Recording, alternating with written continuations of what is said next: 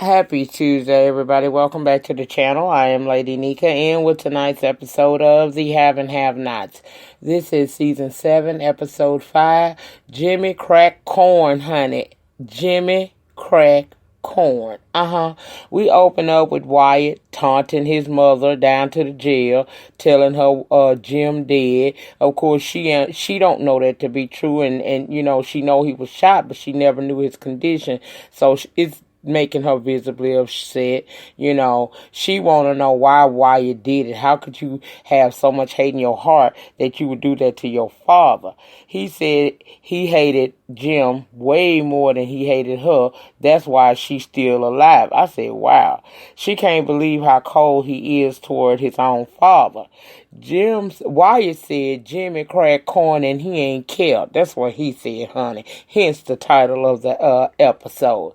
He wanted to make funeral arrangements with her in there for Jim, talking about you know, he wanted to piss on his father's grave, but she let him know, baby, I don't know how you plan on doing any of that because you'll be sitting in jail, so it don't matter what the funeral arrangements are or none of that. He said that she'd be there as well, and she reminded him, I'm a powerful woman.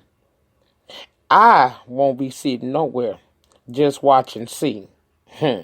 Mark my words. Side note, y'all, there's this show that's going to be starting next week on the OWN network by the name of Cherish Today. It's a 2-night premiere. It's going to be on the 11th and the 12th. I will be reviewing that, so please be on the lookout for that and support that if you don't mind. On back to the review. In my opinion, Wyatt is one awful junkie that should have been dead, not Amanda, him. He even mentioned burying Jim next to Amanda. He's so convinced that he done killed his dad, and at that point in the show, I was saying to myself, don't toot that horn too soon, cause it ain't over until the Jim is dead, and there ain't nobody said that Jim dead yet. I just can't stand Wyatt, but y'all know I can't stand him anyway. Now let's go on down to the hospital, cause David talking to the doctor, who said Jim is gonna be fine. It was a little touch and go in that operating room, but he will survive. Now Celine was still there, so she heard that, and she's still insisting that she want to see Jim too. She ain't going to leave. She going to stick around. She want to talk to him, even if it means losing her job, which David did give her a subtle threat that he could make that happen. But she decided, I ain't worried about all that. I will be waiting. Now, let's talk about that dummy Benny. He's still on kidnap status, asking to be freed. He said his mother would be worried. The kidnapper said, so you're a mama's boy. So he said, guess what? Let me let you do something for you. I'm going to let you call your mama and make sure that your sister Candace returns that money to Jim ASAP, okay? Now, over at Hannah, Candace and Mitch come home and tell her, what they know so far about what has happened to Benny. He has been kidnapped. Hannah is super scared. Jim gonna have her son killed. So then he called on the phone while she in there talking to Mitch and Candace. He called and he's telling her he okay and that he knows that Jim had him kidnapped and whatever. He's aware that, because she went to telling him about the piece of paper found over at the Cryer's house with, in Jim's study with Benny's name and 8 million written on their paper, as well as that date, which would be that day's date, right? And he's aware of all that, but he want to talk to Candace, right? He said he needs to talk to Candace till she can get that money down there to that bank and switch it over to Jim Cryer. So Hannah allows him to talk to her, and he tell her, look, I'm being hostage, and I'm going to be here until you return that money to Jim. And the kidnapper said that if she didn't return the money, he would definitely kill Benny, okay? If it's not received. Now, they started stressing the good sister Hannah out. Hell, all she wanted was some peace. My thought first, when I first saw that scene, was since you wanted her to keep the money so bad, shut the hell up and die. But that's kind of mean, ain't it, y'all? I'm just tired of being it, y'all. He too much in my opinion. You know, just dumb and pretty. Just a big old pretty mall with no shoppers. I'm very irritated with him as well. I think I'm probably more irritated with Benny this season than I am with Wyatt. At least we could say Wyatt a junker. And he a junkie, and that elevator don't go up to the top floor. It's stuck. But Benny is just big old pretty mall, no shoppers. Anyway, Hannah is urging Candace to return that money, and she admits trying to tell Hannah, look here, even if we give that money away back to Jim, there is a very strong possibility that he's still going to kill Benny. So we got to keep some form of leverage. Now, Hannah want to go and call the police at this point, and Mitch and Candace is telling her, if you do that, he dead for sure. Hannah not listening. She think Candace might even be returning to her old ways, but Candace is telling her, trust me this time, I'm not. I guess Hannah could kind of see that Candace really wasn't on no BS like she was in the past, and she apologized to her, but reminded her, girl, it's your reputation that got me believing this way. But okay, but Candace being upfront, and she still want to give the money back to Jim, but she's thinking about, if I get his money, this money is the only thing that's really keeping him alive. If we give him this money, he could very well put a bullet in Benny.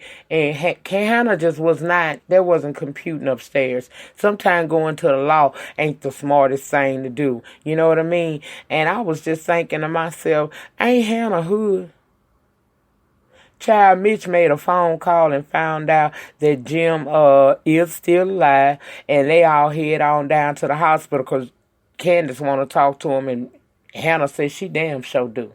So back down at the hospital, the doctor comes and David tells Jeffrey to go to the Artesian and rest because the house is still a mess, but he wanted to go home in some kind of way, y'all, because I'm so removed from this Justin, Madison, Jeffrey situation. He ended up getting a ride from Madison, whose shift had just ended. Now, while they leaving, Justin see them, and you know off the top, he mad as hell. David walked up behind him and said, I see how you looking at my son, but don't try my son, because you think what his mother did was bad to you. It ain't nothing compared to what I do. Justin is all in his feelings, talking about all they do is threaten people. I really don't care because, to be honest, like I told y'all, Jeffrey really does not really want this boy to completely leave him alone. If you remember and go back into this relationship, you'll see many times where he encouraged Justin by entertaining him. If he was really felt like this dude was crazy and he was fed up with his shenanigans, baby, he would have been and left his boy alone. I agree with Madison, who told Jeffrey last week, you enjoy the shenanigans, and I agree. But child, to me, Justin need to move on. All of them need to just go on be one big old couple, if you ask me. Anyway, now Charles is out for a job with the Secret Service, and Oliver, with a fresh haircut, comes up and tells him about Candace, something he didn't want to talk about. But he wants to talk to Landon, though. He told him, find Landon for me. Of course, Landon comes. And Charles say Oliver ain't learned much from him and asks Landon to actually stay on until a replacement can be found. Then he shows Charles a article about Candace. And in that article, they basically making her sound good. They taking the bad things and drawing on the public's sympathy about that, you know. And Charles, he knew Charles would be interested in that. Charles is confused. He said Oliver told him to trash her. Landon is making her look good. He tell him, y'all need to get that together, and then dismisses Oliver to further continue his conversation with Landon, who tells him about Kyle being robbed by Candace, who at the time Candace did not know who Kyle really was, and that Kyle is the one that set Candace up. Information that Charles was appreciative of getting. Now, back down at the hospital, the doctor comes and tells David that Jim is awake and he can see him. Celine wanted to see him as well. The doctor ended up recognizing her as an employee of the hospital and tells her that she needs to talk to her supervisor because the hospital has a protocol and she got to adhere to that. So she leave. And David really pissed me off in this scene. His stinking ass gonna tell the doctor to not have her reprimanded by her supervisor for trying to visit the gym when she's a nuisance to Jim at this time. No, get her fired.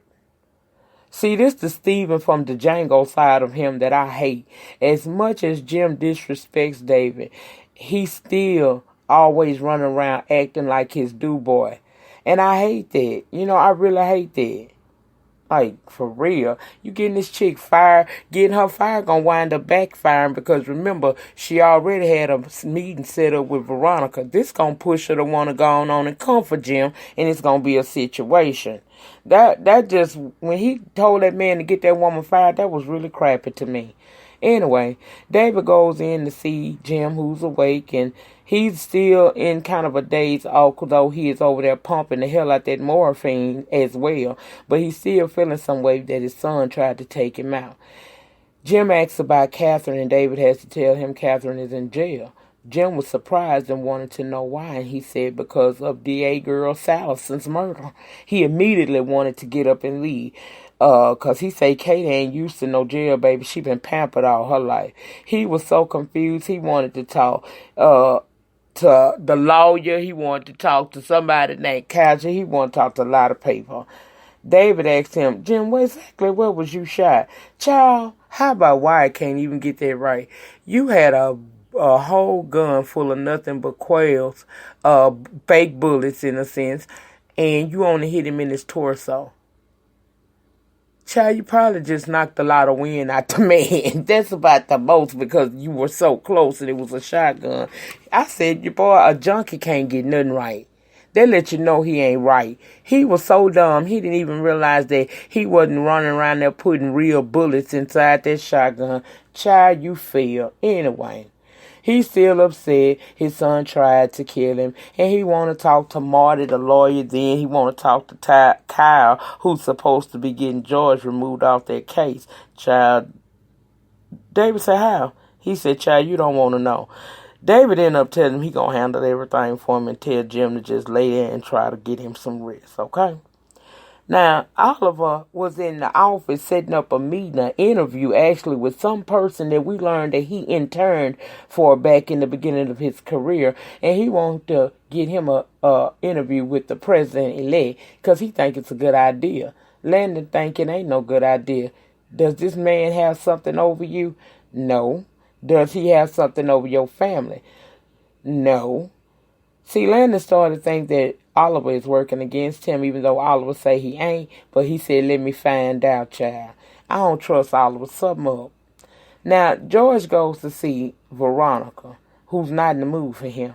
He wants Veronica to talk on the Salison case because Jeffrey said that he tried to kill him and his dad, so he want to cut a deal. Veronica cooperate along with Wyatt's testimony to take down Catherine Cryer for the murder of Jennifer Salison, the old district attorney, right?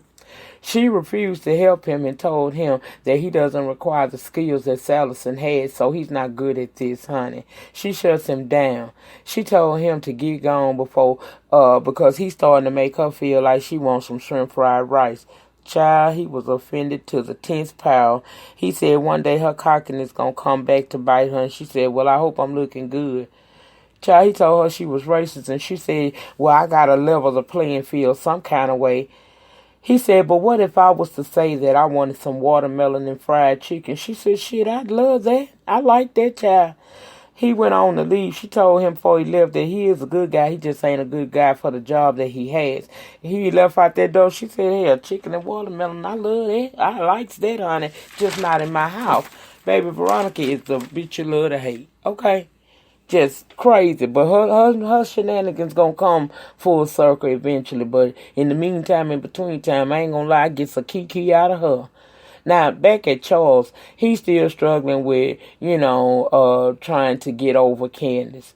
Then Alvin. I call the man Alvin because that's the last time I seen him on TV for now was when he was Alvin, Sandra Huxtable's husband, down to the Crosby show. So he Alvin to me then. He was Alvin to me then. He gonna be Alvin to me now. He wanted to talk about Candace Young. He said that she unlike any woman he's ever met, and he can't shake it.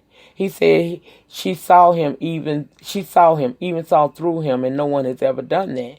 He tells Alvin Candace lost her young son, kind of tragically. And that's when Alvin said, oh, I'm starting to understand this a little bit, because you always one that needed a cause. Alvin said he thinks Candace, Charles should really just continue to leave Candace alone, but he said he can't. He started saying that it's just something about her, and Alvin said, well, was it great sex? She gave you some tricks and moves that you never had before. Charles said it wasn't all about a con game, and it wasn't all about the sex, because he fell in love and he can't get her out of his mind, and he wanted advice. And Alvin said, again, I'm going to reiterate what I'm saying to you. I understand where you're coming from, but you might want to leave her alone.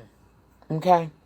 Now, back down at the hospital, Candace, and Michigan arrive. Keisha tell them where Jim is, and they get to where he's located at in the hospital. But he got security now, and security is saying that there is a no visitor policy.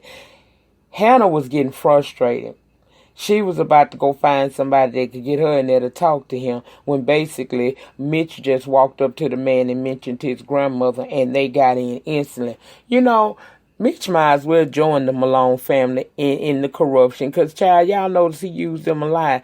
Now, if you might as well be a part. You are a part in a sense.